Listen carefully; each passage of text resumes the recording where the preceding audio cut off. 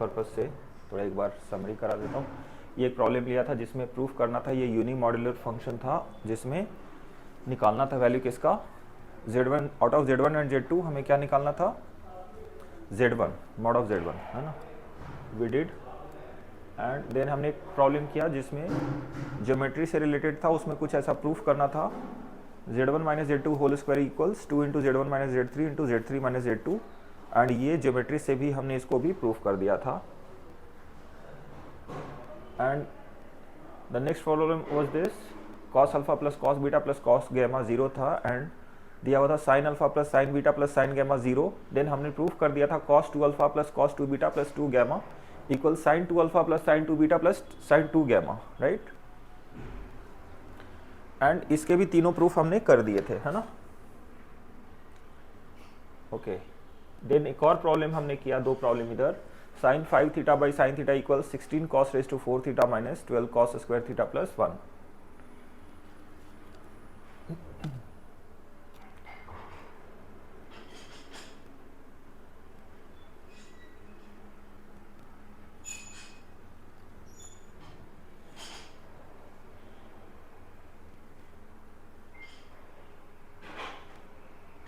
Okay, ये वाला कहीं से आ गया है, स्विच हो गया, आई गेस, एक ही minute.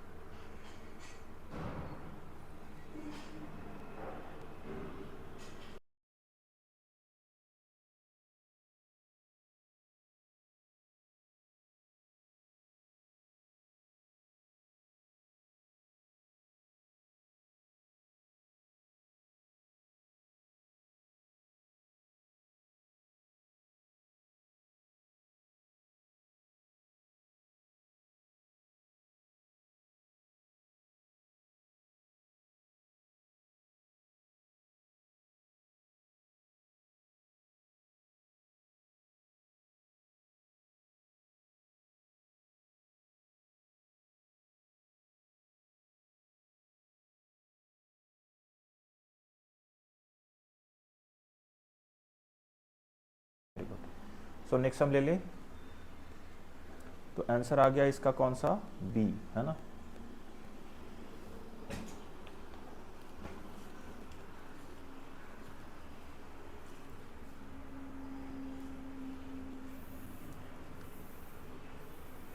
So B is the right answer for this problem. So let's move to the next problem. Exterior of a circle. Skip कर दे इसको, ये प्रॉब्लम को। Very good. तो इसका आंसर आ रहा है exterior of a circle. Perfect.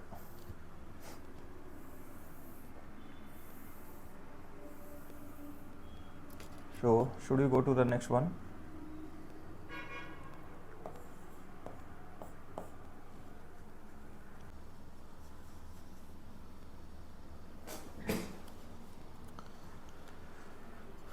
ठीक है, इसमें हम लोग क्या लगा सकते हैं, मॉड का प्रॉपर्टी। क्या लगा सकते हैं इसमें, मॉड का प्रॉपर्टी लगा सकते हैं, ठीक है। सो एक काम करते हैं, ये क्वेश्चन को वापस मैं नेक्स्ट पेज पे कॉपी कर लेता हूँ।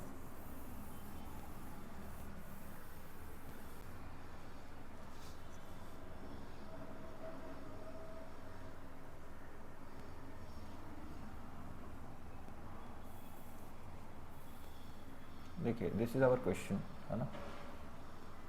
तो मॉड का प्रॉपर्टी क्या होता है, देखिए,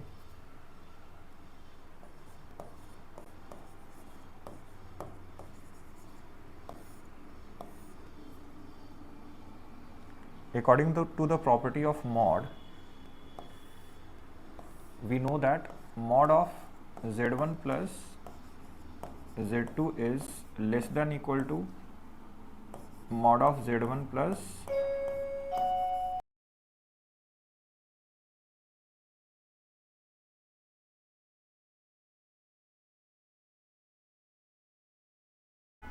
कि इसमें क्या कर सकते हैं, इसमें क्या हम ऐसा लिख सकते हैं, mod of z minus Z by 4,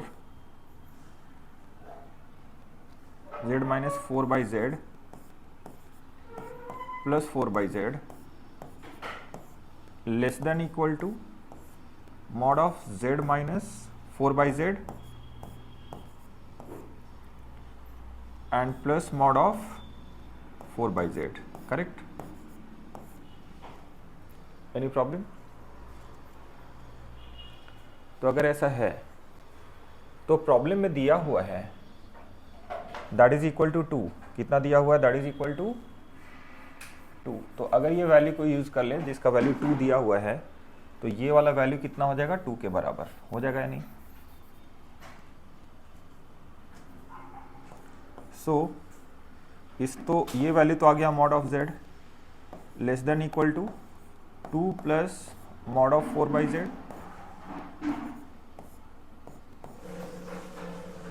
तो 4 में मॉड्यूलस लगाने का कोई मतलब तो बनता नहीं है, कोई सेंस नहीं बनता उसका।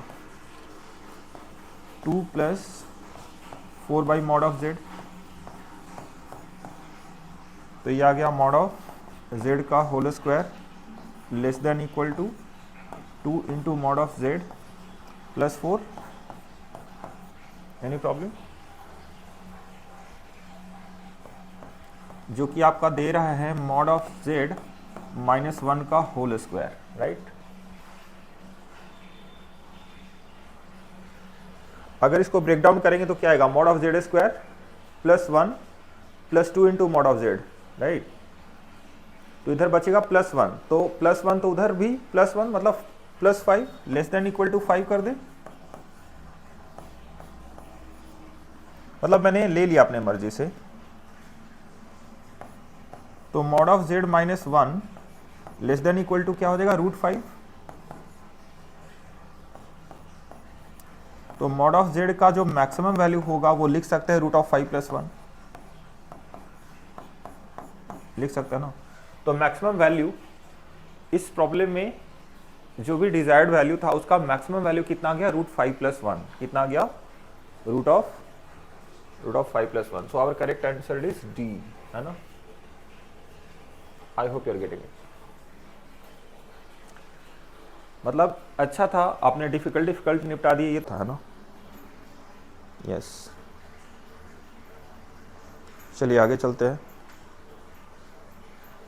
Minus z not is equal to r, circle का इक्वेशन तो वहां से कर लेते हैं ना, डायरेक्ट ही आ जाएगा। एक ही सेकंड। देखिए इक्वेशन ऑफ सर्कल क्या था, सिंपली समझना है। हमारे पास इक्वेशन ऑफ सर्कल क्या था, z माइन, यहां तक आ गया था हमारा π/3 रेडियन, ठीक है? तो जब π/3 रेडियन आ गया तो आगे हम लोग क्या लिखेंगे कि इक्वेशन ऑफ सर्कल, यहां पे लिख सकते हैं we know that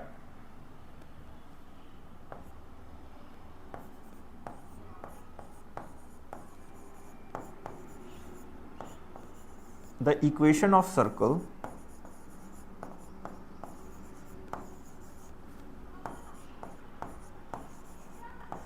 is given as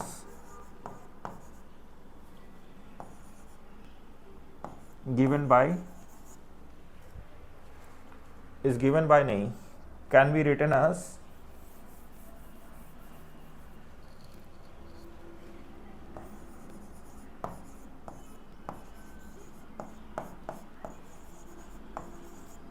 as z minus z naught is equal to r,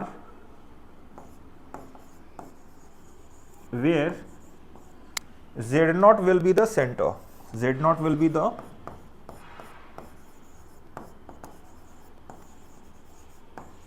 center of circle and r will be the radius, and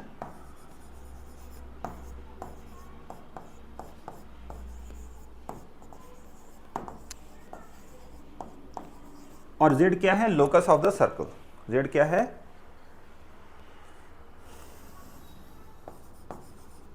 also z is the locus of the circle.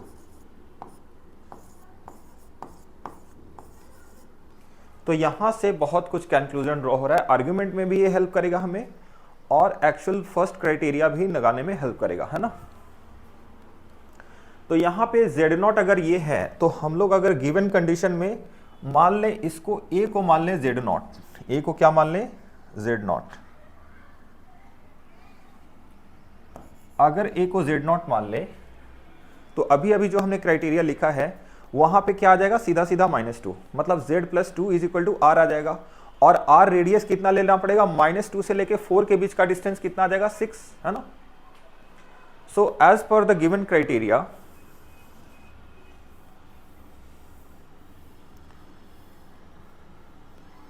with this criteria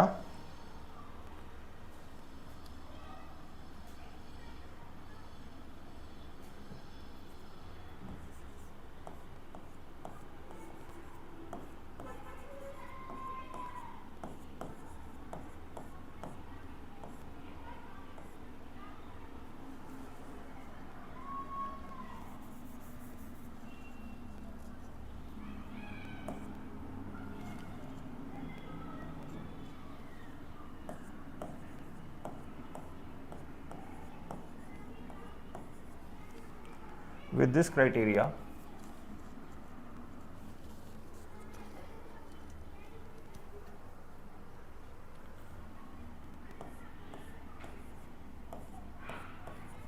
taking Z0 as a center,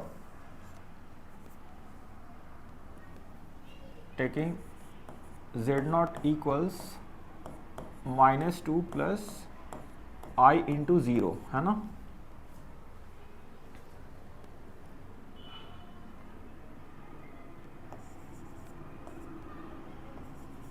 Locus of Z will be Z minus -2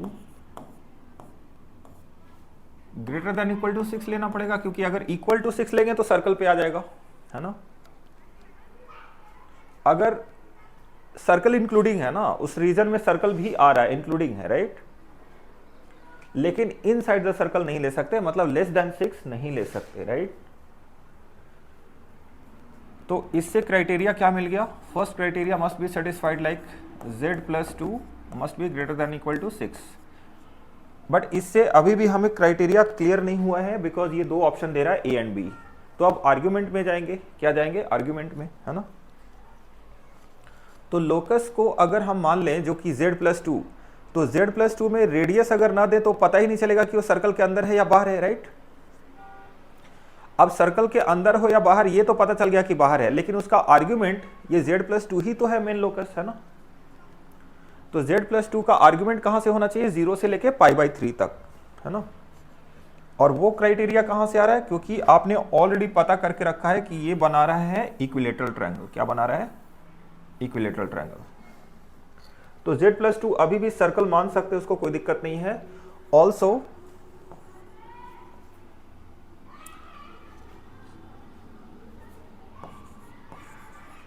also it must satisfy